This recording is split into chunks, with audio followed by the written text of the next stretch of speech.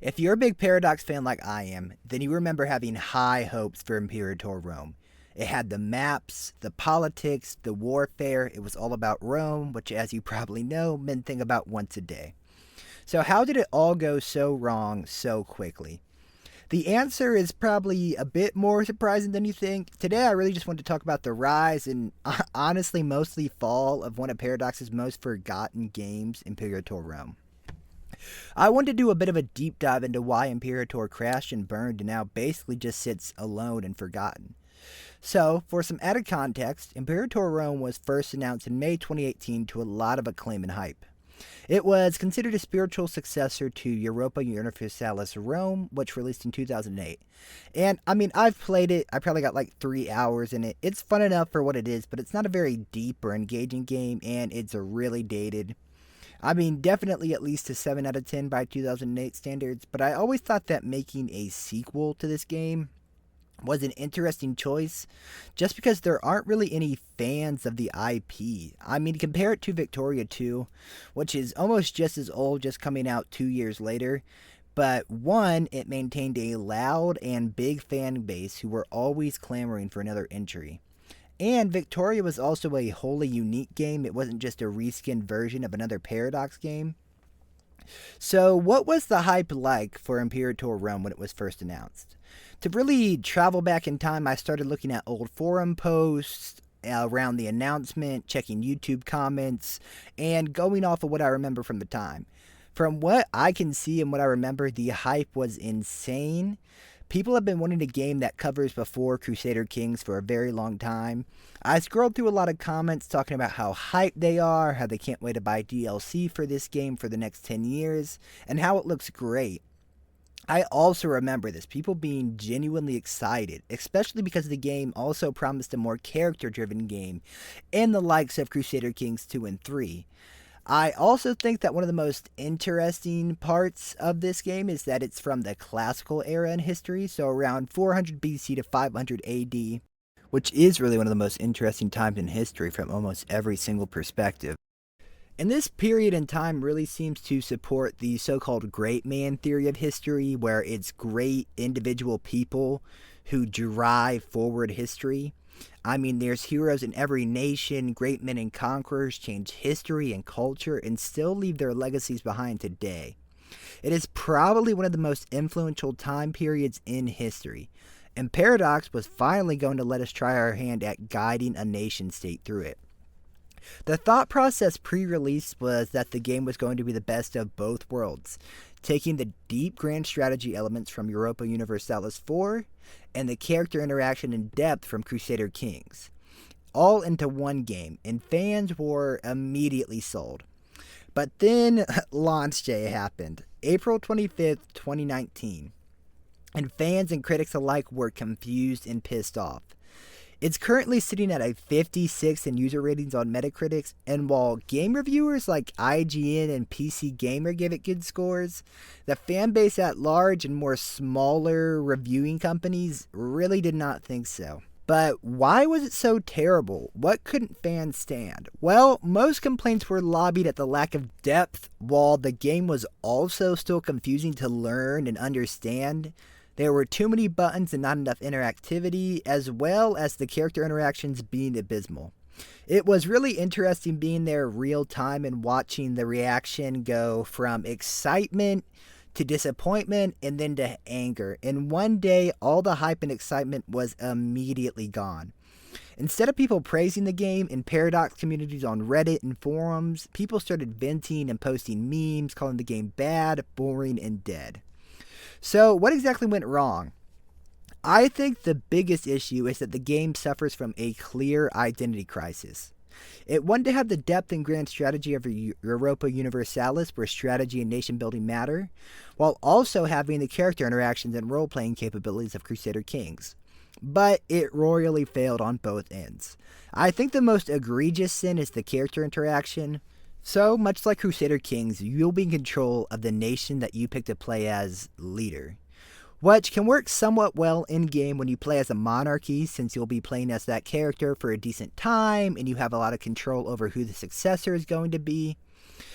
But when you want to play as Rome, the game's namesake, it is a republic where you switch who you're playing as every 2 to 8 years depending on the term limits you set. So it runs into the exact same issues as other political games where you have no incentive to actually roleplay because you won't even be inhabiting the character over his whole lifespan.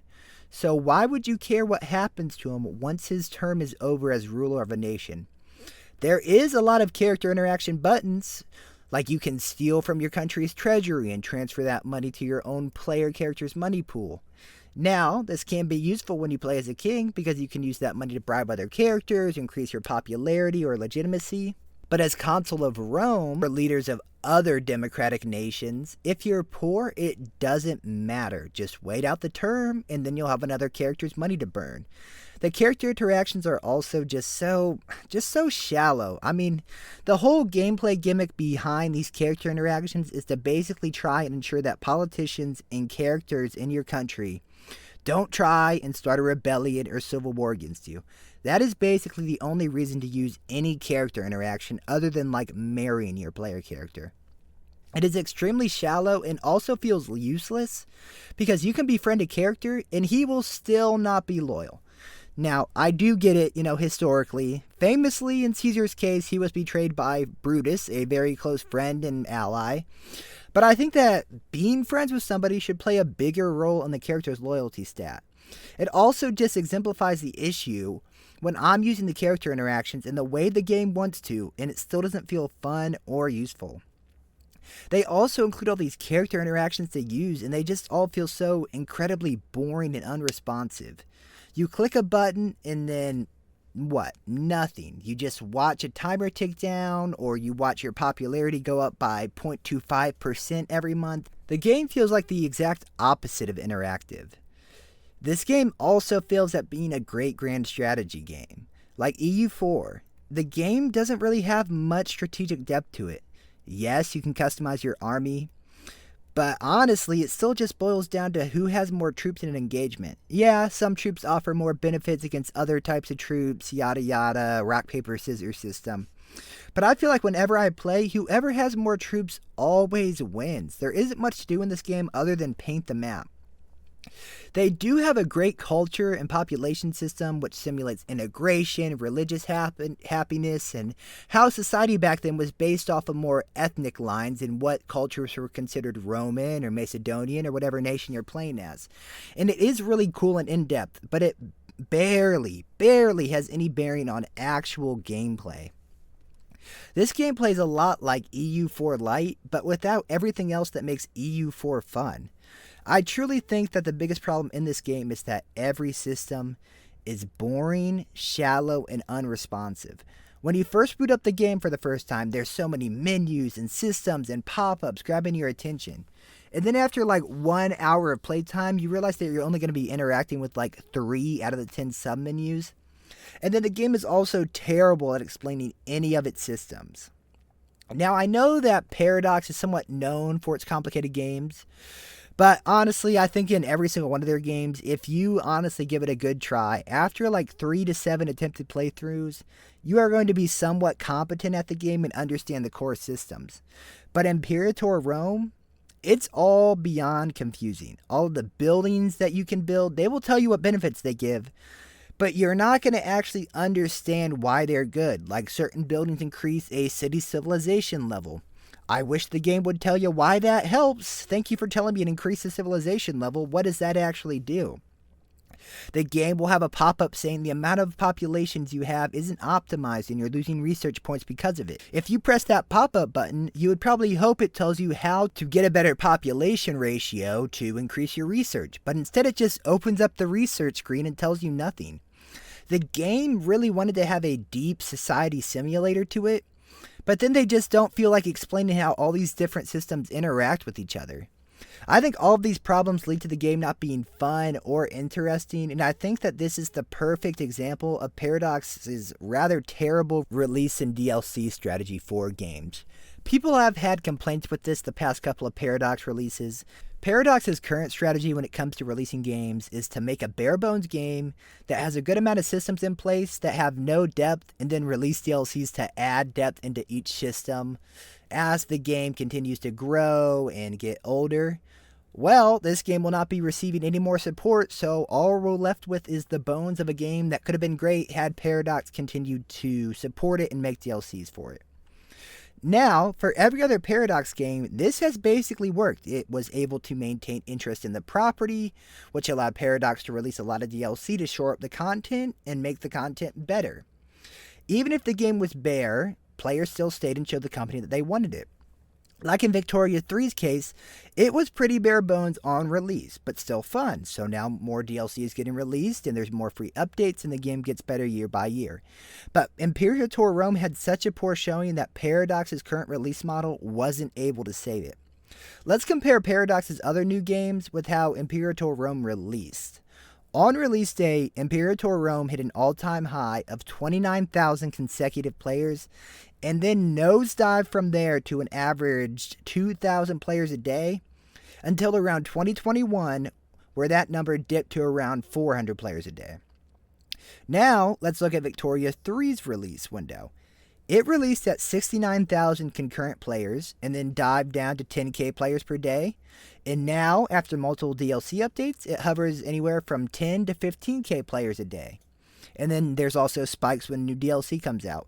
In Crusader Kings 3 case, it released to around 100,000 concurrent players, then dropped to around 20,000 players a day, and now after multiple DLC releases sits at around 20 to 30,000 players per day. Imperator Rome had such a smaller peak player count and bled players at such a higher rate than Paradox's other more recent releases. Now typically, Paradox's model will work, but Imperator's Rome case, the game was just too bare and boring to keep players interested at all. Now initially, after release, Paradox wasn't quite ready to give up. They were promising the players new updates, new patches, new paid and free DLC. And for a little bit, it felt like they might turn it around. I mean, patches were re-released, mechanics were reworked, but the big question was it too little too late? And if you know anything about it, it probably was. By this point, players still weren't returning.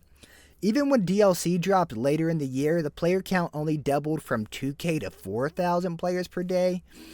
And unfortunately, most players had just moved on. Crusader Kings 3 was on the horizon, which people were hyped about, and people weren't about to wait around for Paradox to fix their mess. Then the final blow came. Paradox announced that they were ending development. No more update, no more patches, and just like that, Imperator Rome was done. Now, some fans have held out hope that it might one day be revived, but let's be honest, that ship has sailed now. They did just drop a small patch, but all it did was fix some bugs. The community did attempt to rally around the game on March 15th, otherwise known as the Ides of March, the day that Caesar was assassinated, and encouraged everyone to hop on and play and show Paradox that people still cared about it. And although Paradox did bring back the Imperator Rome X account to comment on it, the game is still dead with no new content in sight. They have said that they are not going to do anything else with the game or franchise until more players hop back on. So for now, it's dead. So what did we and hopefully Paradox learn from Imperator Rome? Ambition without focus leads to failure.